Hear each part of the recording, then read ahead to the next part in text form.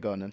Arsenal versus Manchester United. I'll shake your hand. You got the victory. You got the double over us this season. Not That was inevitable. yeah, like had no type of way, but no feelings for. 'Cause obviously, I just about landed day or two before, and I was like, United went into holiday mode before I did. The whole club, When I saw that team, I said, I don't know what they're on, bro. but then I said Arsenal type of team to do some foolishness. I was expecting like 5 or 6. Same, but then I said Arsenal type of team to do some foolishness and just play down to the competition, which they really did yesterday. Arsenal weren't good. I think They're just on the job. Yeah, because we scored and then sat back. I felt like Man United dominated most of the game in terms of they had everything. They had the ball. They never really felt like you guys were going to score. At no point I felt we were scoring though, because I think you lot had more shots on target. We had more shots overall, but like from when Saliba got man of the match, I was like, bro, he was near enough. He near enough had a cigar in his mouth. Yeah, he was like, chilling back there. Like he was active because Højlund was a bit active, but other than that, like we're having the ball and no one actually, like our midfielders don't know what to do in terms of breaking you lot down. No. And then when we did get in good areas, like Garnacho got in a lot of the good areas. Wrong decision making. But yeah, like decision making was not good at all in that sense. Whereas like if Rashford and Bruno were playing, I think we would have, with the way Arsenal played, we would have got minimum a point. Yeah, because Arsenal weren't doing anything. Yeah. But I feel like when Arsenal did attack, it felt like, okay, we could score every time. But, we didn't. And even the goal, Casemiro keep it.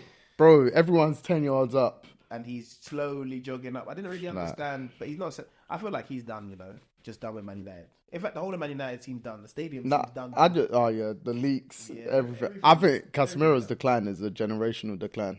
Yeah, we spoke about it before. Because it's nuts. But he's playing centre back. When he's like, they're playing me in this position, I don't want to play here. Them man that do the thing where if you play me in this position, I'm going to play as bad as possible, so you never play. Or I'm not going to give my 100% all. He's doing it way worse than that. He's basically saying, never, ever put me there. But with him, I don't even know if it's that because even in midfield, he hasn't been good this season. That's true. So I just feel like the declines just hit him because he didn't make the Brazil squad for Copa America. Yes. And he's been their captain over the last year or so. So they're going young, though. They haven't really got... Brazil haven't got really many... To be fair, Richarlison and Gabriel Jesus must start as well. Yeah, see? They're going young. Their midfield is, I think, 5 midfielders all in the Prem, and they're all mid-table Prem side. Wolves got a few of them. Yeah, João Gomez, Paqueta. Is Cunha going? No, Cunha didn't get selected, which was that one was my biggest surprise because they've only got, I think they've got like 7 forwards, and 2 of them are actually centre forwards, Endrick and Van Nielsen. I think the Porto striker. Yeah. So it just showed me that Endrick's gonna start already. Yeah. But I thought they'll take Cunha. Yeah, he's been good this year as well. Yeah, very good. Injury struggle, but Wolves have been good in general. Yeah, and they didn't sign no players. No, he's got a new manager. Yeah, and I think even Gary O'Neill was saying last week or so that I don't think they can sign players again this summer like that. Oh, okay, but he's a good manager though, and they have a good squad, so I think they'll be alright. But that's the thing though, like I feel like the Prem always catches up with you if you don't somewhat evolve with it. Right. Like you can go one summer without signing for a team like that. If you do it again, but I think you'll be battling because free transfers. That's what I didn't fully look into it, but I just remember his line about them potentially struggling to sign. Obviously, if players nick their players, then I mean teams nick their players. They're gonna have to start dashing out the mad team contract for them to stay, and then it could hit you on the back end when people are like, because they've got Wolves alone have like 4 players off the top of my head that teams will go all out for. Oh, 100%. Like Aït-Nouri, João Gomez, Cunha, and Neto. Yeah.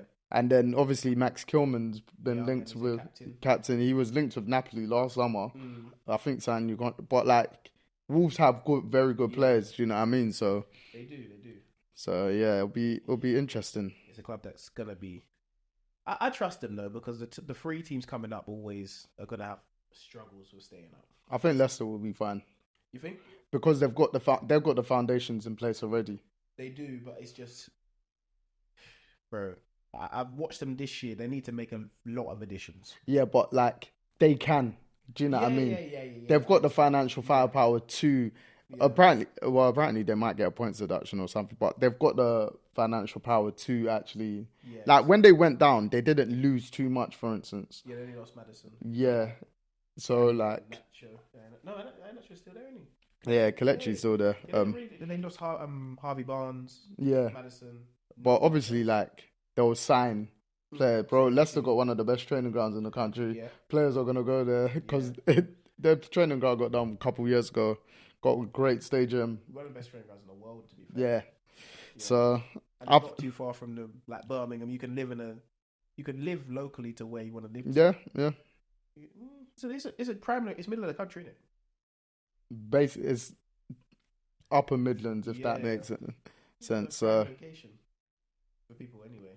I mean, I don't want to play in London or can't play in London. You want to play for a team like that. Yeah. Have good history in the recent years. Won the Premier League, been in the Champions League, won FA Cups.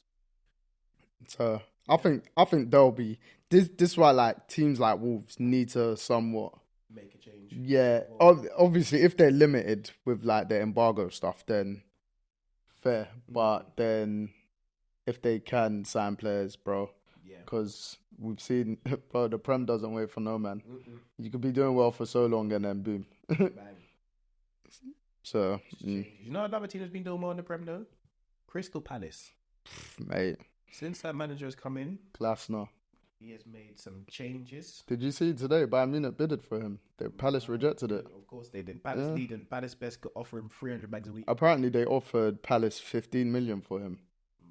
For a manager. They've seen the changes made at Crystal Palace in such a short amount of time.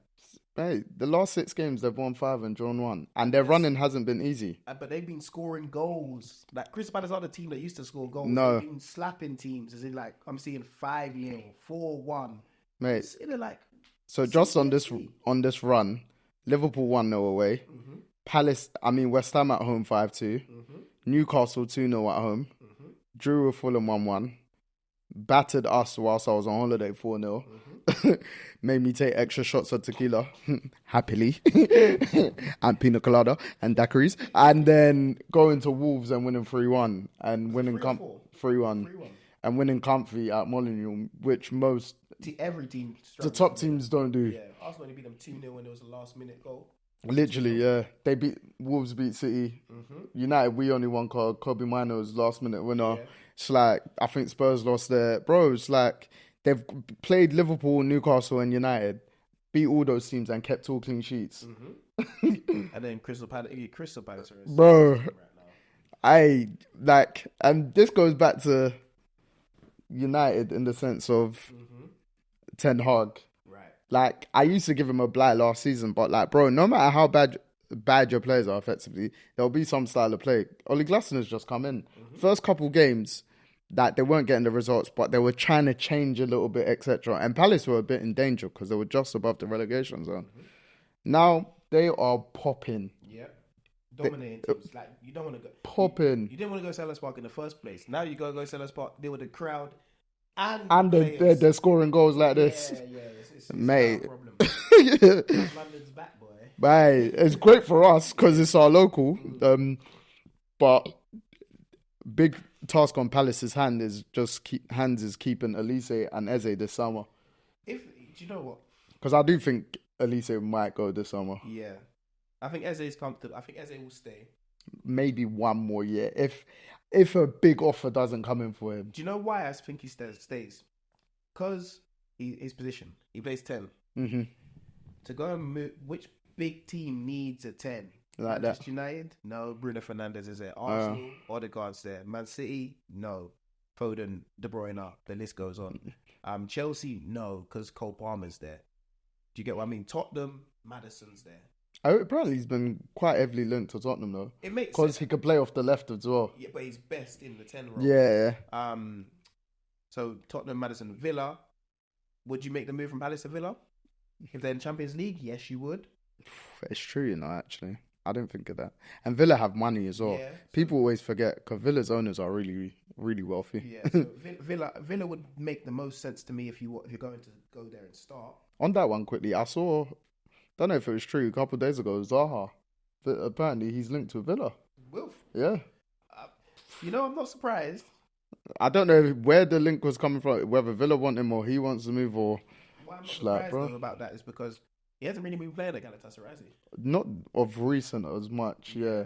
So Since they went out of the Champions League, I've not seen. Like I was checking their games, he wasn't really starting as much and stuff. And recent, I've not kept up. if Villa in Champions League, all he wanted was to just go to a team that played Champions League. Yeah, So if they, if Villa in Champions League, makes sense for him. pay the wages, but yeah, no. Like you were saying, back to players. I mean, clubs for Eze. Yeah, so that Tottenham, Chelsea, Arsenal, United, City. Newcastle because they've got the money. Yeah, but Newcastle. Okay, so if Newcastle come in for him, I'd say yeah. I'd say definitely leave. But who's Newcastle's 10? No one. Yeah, because they play more 4-3-3. But he can play part of the midfield three though. Yeah, he could do. Because that's kind of his thing as well. Yeah. So, but he can do that. The second 8, either 10 or off the left. Wing. He's got a range position. I'm just trying to work out if you want him at his best position. Yeah, that's. You know what? I'd take him at Arsenal though. I'd take him at Arsenal and put him on the left wing, and he'd start every week. What, starting him? Every single week. He's saying you. No, don't mention that madman's name. Who, Martinelli? Runs into people. I don't want to see him no more. I take Eze at Palace and he start every week off the left because Odegaard's not moving out the 10. So off the left, Eze. Yeah, 100%. 100% I take him. Fair. To be fair, at Chelsea, I think he'd start as well because Cole Palmer can play off the right. Even then, he can play off the left at Chelsea as well. I think at Chelsea he'd start. I'm just saying in the 10, what people want and would they buy him? I'd say if he stays at Palace, he's a main man. He's a main man for the next 10 years. It's just how long he stays. Yeah. Because I think I just think Elise is gonna go this summer. Ideally, I'd love us to sign him this summer. I forgot Liverpool. What, for Eze? Yeah. I actually forgot Liverpool were a big team. Liverpool might make sense. Cause he can play in that midfield three. Yeah, Liverpool might actually make the most sense. I forgot Liverpool. Completely. I got bad chills when you said that. He could probably Liverpool. He could. I don't like that. Nicely. I don't like that. Eze, don't go Liverpool. No, he could because Gakpo. Yeah, no, I hear it. Nah. No, because they're, I'd say starting midfield three. What, Endo, McAllister, and Szoboszlai. Yeah. I think Eze's better than Szoboszlai. And Szoboszlai can play a deeper role. I just don't really rate Szoboszlai like that. Nah. I'd say Eze can go Liverpool and start. Yeah. Play in the 10. Definitely. No, sure. I think so anyway. I think he can play for most big teams. No, he can. But I just think we're guaranteed starting in the 10 role. Liverpool, definitely. Villa, definitely. I'm going to throw Chelsea in there because I know Cole Palmer just does what he feels like. So Chelsea as well. Yeah, trust. But all the other ones, they kind of got their main men are the 10s in it. Odegaard, Bruno, Foden, De Bruyne. Yeah. Madison. Because even anytime I see him linked with City, I'm like, bro, where's he going to play him? But at the same time, I don't argue with Pep, man. If City want him, take that. Yeah, bro, he'll go there. Do you know what I mean? Excel your career. Yeah, so. Learn some things. But no, back to Elise. He's a special player, man. Mm-hmm. I was saying it in my United chat today, like, man's played 18 Prem games this season. I see he's on 10 goals and 5 assists. He's a serious man. Bro, and like numbers, I don't get over gas over numbers, but it's just shown, even though he's been injured for quite a bit of the season, just like, bro, he knows who he is in the Prem. Do you know what I mean? Like, and people like to put this injury-prone tag on him, and I always remind people, this is actually his first season being injured. And it only started from last summer's Euros, and it continued. And whereas this last season, he only missed one game. Before that, I think even looking on transfer market in Reading, he'd only missed from his early Reading days and Palace days. Reading days and early Palace. Before last season, he'd missed like 3 or 4 games or something. Like, he's not injury prone. Yeah. Do you know what I mean? And that was hamstrings that have reoccurred. And that's because that was the first injury last summer. Yeah. If you don't do that one right, it's gonna. So you should.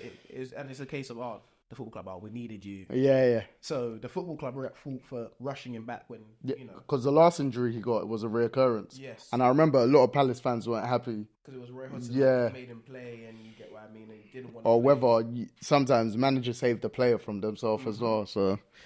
It's like, bro. Because you know, one game he came on and had And to get then, taken off. yeah. It's like, bro. But you could, like you said, with Glasner at the helm at Palace, it looks like they've finally got their manager right. Mm-hmm. And I hope they have, because obviously we love Palace. One, you came through there. Two, I've been going there because of you lot, like from young. So it's always been the second club, do you know what I mean? And it's on our doorstep again. Yeah. And like, we want that feel-good factor. So it's like, bro, eventually if they're to get a Europe spot, or whatever. It's like when they faced us in the FA Cup final years ago, I slightly wanted them to win because I wanted them to get Europa League and see how like they develop. Obviously, I was happy United won, like, but that was a long time ago. yeah, Rooney scored. yeah. That's how long ago it And was. I think Lingard scored, that banger, yeah. And then it's like it looks like they finally got the manager right, and they can finally move on properly from Zaha. Yes. Do you know what I mean? Because Zaha's arguably their best ever player. Yeah. But it was that transition was always tough. Yes. And always like the planning for it. And just now you've got these two maestros. And if one or two is going to leave the summer, plan again. Yeah. Like Parish, I always tell you, get me on board, but you don't listen. You, Mark Bright, you can easily contact me. That's the worst thing. You can easily contact me. But like, no, real talk, Palace can build. Yeah, no, they can. And they're London, they'll always be attractive to people. Yeah. And that's players in that sense. And if they're not going Chelsea, Arsenal, West Ham. No, if they're not going Chelsea, Arsenal, you're going Palace. You either go Fulham, West Ham, Palace. You get what I mean? You're going one of those three. And even the young boys that seem to be coming up. Yeah. Palace's academy are thriving. I've got to say Tottenham as well, but no one want to go there, so it's fine. They should say you need Tottenham this week, but talk about that later. But yeah, no, there's some interesting, like the Prem is slightly more competitive in the sense that the mid-level clubs are having better players. That's what it seems. But then again, I always tell people not to completely forget of how squads were back in the day. Just for argument's sake, like Bolton when they're getting not Champions League but UEFA Cup. Yeah. With Okocha could play for top 4 clubs. Yes. Do you know what I mean? People forget. Yeah. Like it's because they would just be like, oh yeah, back in the day football. I'm like, bro, there's top quality players. Like Fulham made the Europa League. Yeah, the final with Roy Hodgson, yeah. It's flipping knocking out Juventus in the semi-final and stuff. So it's like, football evolves. I'll never say if it's better or not. I usually always say, like, the quality of, like, say, strikers back then was better, for instance. But then this season's just come up again where all the strikers are starting to score. Like, the mid-level to top. Bro, everyone's scoring goals. Yeah, so it's like... Yeah, you start looking around the league like, oh, no one's got a bad night. Yeah. No one's got a good strike. Yeah. Someone that they can work with, etc., or further develop. Yeah. So it's like, look, I think Dominic Solanke, I believe, is on 18 goals. Yeah. I might be wrong. And 20, I think 20 now. And no penalties scored. Yeah. So it's like, bro. But yeah, just back to the game.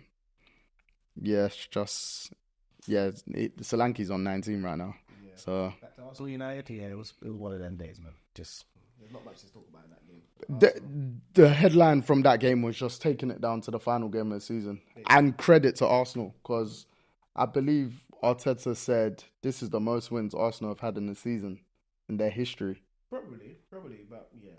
I think it was just about winning. Because you lot on 27 wins on the unbeaten season. What do you lot call that season again? Invincibles, that's it. Mm-hmm. You lot had 26 wins, I believe, and 12 draws. You lot have 27 wins in this one. And then I saw some some stat on Twitter where 13 of Alex Ferguson's seasons, 7, the points total you guys currently have, you would have won the league 7 of those times. I was like, then again, that doesn't matter. But could you face who you're facing competition-wise at the time? But it just shows how strong Arsenal have been this season. Top scorers and best defence in the league. Yeah, but you know what's even more mad? Man City can just still walk away with the Premier League title. Bro, they've not lost since, I think, Villa away. Man City are also close to 16, plus 16 goal difference gap to 3. Yeah. Yeah. in 4 or 5 games. Yeah, it's nuts. They're not a team to be messed around with. Do I think Tottenham are going to beat them? No. If we're being real, Arsenal going to win against Everton? Yeah. Man City are going to beat West Ham? Yeah. Like, the inevitable... I just feel like you lot are going to go through what Liverpool went through a couple of years ago. On that final day. Yeah. There might be a bit of a... Man City might go down 1-0 and they'll end up losing. They'll end up winning 6-1. So, all hope for Tottenham.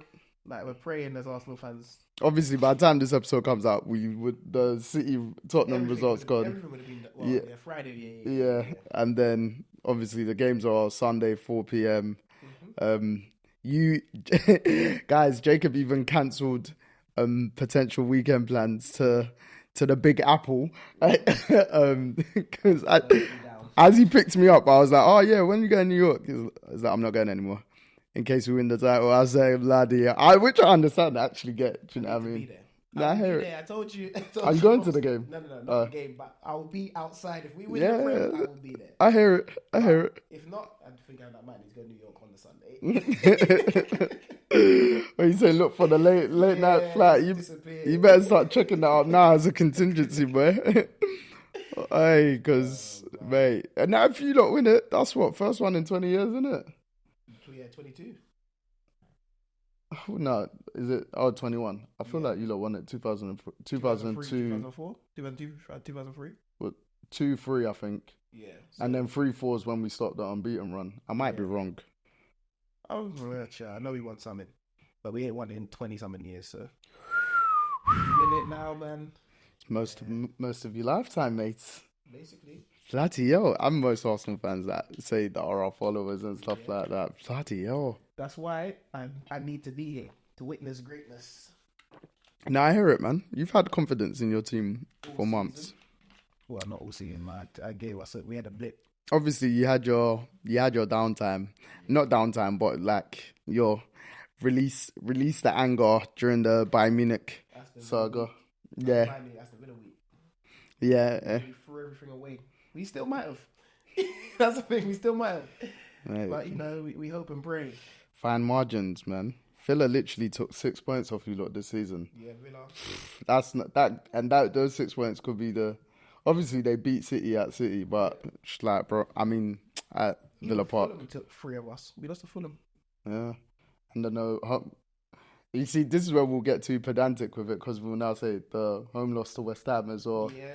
Like, bro. Because that little Christmas period was a little blip for you lot just before. Mm-hmm. And then, but the same could be same for City as well. Yes, they had their blip, losing at Wolves, losing to Villa. Mm-hmm. So, yeah.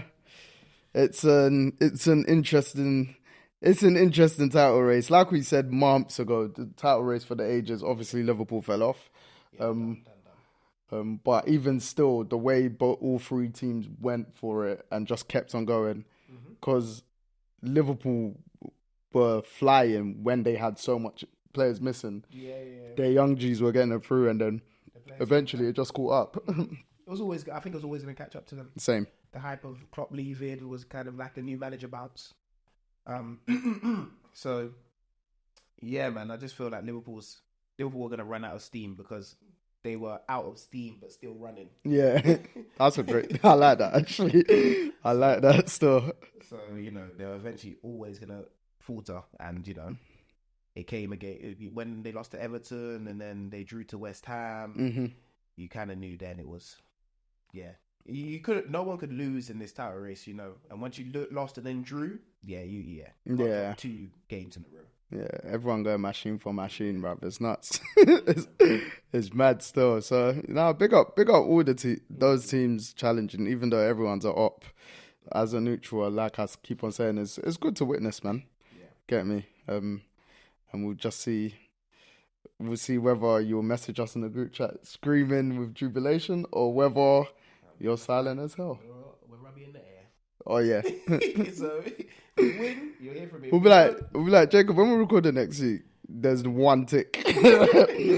There's nothing coming up. And you're just at the front of the fashion show. You're just sitting like this or wherever. Like, bro. So, yeah. Man. Those goons, eh? Gains. But and actually, when the season's officially done as well, me, you, and Deji will do our teams of the year because there's even obviously they've announced nominees for PFA players, and some people are Arsenal fans pissed that none of the either of the centre backs were up for nomination when they've got the best defence in the league. Yeah, but I mean you can't have everyone. It is what it is, so you know. You got what? Is it 2 or 3 players? I'm sure I saw Rice, Odegaard, and maybe Saka. I might be wrong. Saliba need to be in there, but you know. Yeah. Story for another day. He needs to start for France. Yeah. But we'll come on to that when Euros come around next month. Oof, it's a month away, you know. Shit. Yeah, we got Euros, Olympics. Euros, Copa America, Olympic. Yeah, it's looking. It's an interesting summer. And before you know it, the Premier restart. Well, football starts again, even for you as well. Yeah. Everything. So, yeah, no, it's gonna be a good, interesting summer. And within the next couple of weeks, we'll know the final championship team and that will be going up as well. Yeah. And then as well as those teams in League One, League Two. Shout out Crawley Town as well, actually. They're in the League 2 finals, flipping MK Dons 8-1 on aggregate. Big up Tox, obviously. Tox Adeyemo at Crawley. He was at Cray Valley last season. Now he could be in League 1 next Now he could be in League 1 next season, so obviously. Got a Cray Valley hat on today. Episode sponsored by the Millers. Get me? But yeah, big up Bromley. Bromley, another local team in the league. So do you know what I said? I said when Sutton went down, I was like, Bromley have to go up. We can't lose a local one, and then yeah, so which is even what I was gonna say closer for us. Which one's closer for you? Bromley is it? Yeah, Bromley's closer than Sutton. I thought it would be. No, Bromley's closer than Sutton. Oh, fair. It's just because I was with my boy yesterday talking about. I was saying how they're gonna have to like change the grass, but apparently they're gonna move ground or something like. Thamesmead side. I might be wrong though. I think they're going to move ground until the grass until it's ripped up. So they got to move to. They got. I think they're pitch sharing. With who though? I don't know. They're going to pitch share with. They got a pitch share. Because I'm trying to think like London-based clubs that have. I would say AFC Wimbledon, but they're in the same league. Yeah. Do you know what? Selhurst Park. It's just because it's the most local thing. It's just a in terms of that, yeah. You're only sharing for a small period of time. Or Millwall, Selhurst Park's more local, isn't it? Yeah, but you don't really. Prem clubs don't really do them things. Yeah, no. Like they might just. You know why? Because Palace always play against them in pre-season. You never know.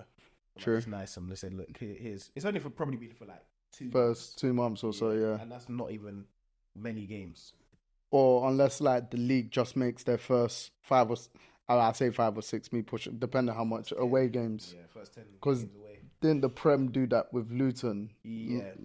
When they come up, like their first 3 or 4 were away. I might be wrong, but I remember quite a few were away at the beginning and stuff like that. So yeah,